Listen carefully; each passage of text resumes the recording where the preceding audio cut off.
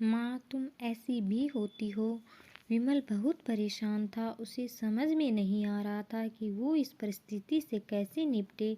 वो अपनी माँ को बहुत चाहता था, किंतु उसकी पत्नी और बच्चे उसकी माँ से बहुत दूर भागते थे, क्योंकि उसकी माँ की एक आंख नहीं थी, साथ ही उसकी कमर भी 90 अंश पर झुकी थी। वैसे वह अपना काम सब खुद कर लेती है, किंतु फिर भी वो उसकी पत्नी और बच्चों के लिए हमेशा खटकती है। दादी, आप ऊपर के कमरे में जाओ, मेरे दोस्त आ रहे हैं, विमल के बेटे अखिल ने बड़े बेरुखी से कहा।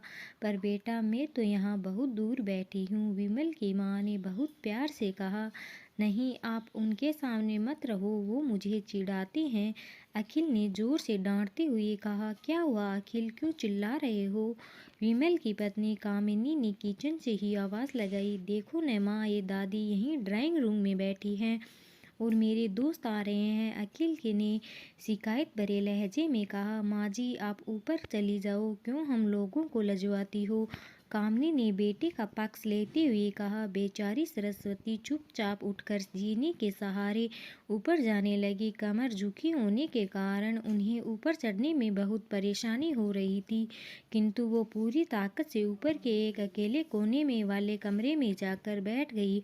विमल बाजू के कमरे से सब सुन रहा था। उसे कष्ट हो रहा था कि उसकी माँ को अपमानित होना पड़ रहा है, किंतु वो असहाय था। अगर वो कुछ कहता है तो पत्नी और बच्चे उसका विरोध करने लगते हैं, दूसरे उनके तर्क भी सही लगते हैं। चूँकि वो एक प्रशासनिक अधिकारी था, उसका सामाजिक स्तर बहुत ऊंचा था, उसकी ससुराल भी एक उच्च घराने में थी, अतः वह चुपचाप इस तरह हर दिन अपनी माँ को अपमानित होते देखता रहता था। रात को विमल की पत्नी ने कहा, देखो जी, अब कुछ करो। कल कलेक्टर साहब की पत्नी आई थी, माँ जी अपनी देसी धुंधारा में उनसे मिली। मुझे बहुत शर्म आ रही थी, बताते हुए कि ये मेरी सास है। मैंने कह दिया कि दूर की रिश्तेदार है, इलाज कराने आई है। विमल को रोना आ गया, किंतु फिर भी वह चुप रहा। उसे समझ में नहीं आ रहा था कि वो क्या करे। अपने बेटे की मन स्थिति को सरस्वती अच्छी तरह से जानती थी और बेटे को कोई कष्ट न हो, इसलिए वो हर बात को चुपचाप सह लेती थी। विमल बहुत परेशान रहने लगा। एक तरफ परिवार और सामाजिक स्तर पर जीने की प्रतिबद्धता थी, तो दूसरी ओर माँ, आखिर माँ से अपने बेटे की है हालत नहीं देखी गई। एक दिन उसने अपने बेटे से कहा, विमल, बहुत दिन हो गए हैं, मैं अपने गांव जाना चाहती हूँ, मुझे वहाँ पहुँचा दो, मेरा यहाँ मन नहीं लग रहा है। किंतु माँ, वहाँ तो कोई नहीं है, तुम्हारी देखभाल कौन करेगा? विमल ने आश्चर्य से पूछा। अरे, गांव वाले तो है, और वो तुम्हारे मामा जी तो उसी गांव में रहते हैं, और फिर हम सारी व्यवस्थाएं कर आएंगे न। कामनी को तो जैसे मन की मुराद मिल गई हो। हाँ बेटा, बहू सही कह रही है, सरस्वती ने लंबी सांस लेते हुए कहा।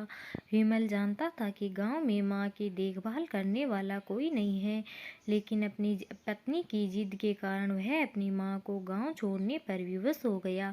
माँ को गांव छोड़कर आते वक्त उसे रोना आ रहा था तथा अपनी बेबसी पर गुस्सा भी आ रहा था, किंतु परिवार, पत्नी और समाज ने उसके इन मनोभावों को दबा दिया था। वो सुकून सा महसूस करने लगा। कुछ दिनों के बाद उसके चाचा, जो अमेरिका में रहते थे, आने वाले थे। जब विमल बहुत छोटा था, उसके पिता जीवित थे, तब वो भारत आए थे, और उसके बाद वो अब भारत आने वाले थे। पूरा परिवार और आस पड़ोस बहुत उत्साहित था। अमेरिका से विमल के डॉक्टर चाचा आ रहे थे। डॉक्टर रमेश ने जैसे ही घर में कदम रखा, सबने मिलकर बहुत उत्साह से उनका स्वागत किया। क्यों विमल भाभी नहीं दिख रही, कहाँ है? डॉक्टर रमेश ने उत्साहपूर्वक पूछा। जी, वो गांव में रहती है, यहाँ उनका मन नहीं लगा, कामनी ने सपाट लहजे में उत्तर दिया। डॉक्टर रमेश ने विमल की ओर देखा तो विमल ने अपनी आंखें झुका ली। डॉक्टर रमेश सब समझ गए, बोले, कल हम भाभी से मिलने गांव चलेंगे सब लोग। दूसरे दिन सभी लोग गांव के घर में पहुंचे। देखा कि सरस्वती को बहुत तेज बुखार है और वो पलंग पर ऐसा पड़ी है। डॉक्टर रमेश दौड़कर सरस्वती के पास गए, उनके पैर छूकर रोने लगे। सरस्वती की यह हालत उनकी कल्पना से परे थी। वाह बेटा विमल, तूने तो नाम उजागर कर दिया। अपनी माँ की यह हालत देखकर तुझे तो शर्म भी नहीं आ रही होगी। डॉक्टर रमेश ने विमल को लगभग डांटते हुए कहा, नहीं देवर जी, विमल का कोई दोष नहीं है। मैं खुद गांव आई थी। सरस्वती ने अपने बेटे का बचाव किया। मुझे सब पता चल गया। भाभी आप चुप रहो। क्यों बहू, तुम्हें अपनी सास की कुरूपता पसंद नहीं है? समाज में तुम्हें नीचा देखना पड़ता है ना? डॉक्टर रमेश ने कामिनी की ओर व्यंग्य से देखा। कामिनी निरुत्तर होकर विमल को देखने लगी। आज तुम जिस सामाजिक स्तर पर हो वो इन्हीं के संघर्षों की देन है। और बेटा विमल, तुम्हें शायद मालूम न हो कि बचपन में जब तुम 1 साल के थे तब छत से नीचे गिरने के कारण तुम्हारी एक आंख फूट गई थी और तुम्हारी रीढ़ की हड्डी में भी समस्या थी। तब तुम्हारी इसी कुरूप माँ ने अपनी एक आंख और अपना बोन मेरो तुम्हें देकर इतना सुंदर स्वरूप दिया था। कामिनी बेटा, इतने सालों तक संघर्ष करके बेटे को प्रशासनिक अधिकारी बनाने वाली इस संघर्षशील औरत की तुम लोगों ने यह दशा कर दी। तुम्हें ईश्वर कभी माफ नहीं करेगा। डॉक्टर रमेश की आंखों से अश्रुधारा बह रही थी। अब भाभी आप मेरे साथ अमेरिका जाएंगी, यहाँ इन स्वार्थी लोगों के बीच नहीं रहेंगी। डॉक्टर रमेश ने सरस्वती से कहा। विमल को तो काटो तो खून नहीं था। डॉक्टर रमेश जो उसके चाचा थे, उन्होंने जो राज बताया उसके बाद तो विमल को यही लग रहा था कि उससे ज़्यादा पापी इंसान इस दुनिया में और कोई है ही नहीं। वह दौड़ता गया और माँ सरस्वती के कदमों से लिपट गया। माँ, मेरा अपराध अक्षम्य है। मैं जानबूझकर चुप्पी साधे रहा, आपका अपमान करवाता रहा। अब सिर्फ आप ही उस घर में मेरे साथ रहेगी और कोई नहीं। विमल ने आग्नेय दृष्टि से अपनी पत्नी और बच्चों को देखा। कामिनी को भी बहुत पश्चाताप हो रहा था, किंतु उसकी हिम्मत नहीं हो रही थी कि वो सरस्वती से आंख मिलाए। सरस्वती ने कामिनी की मन स्थिति को समझकर उसको पुचकारते हुए अपने पास बुलाया।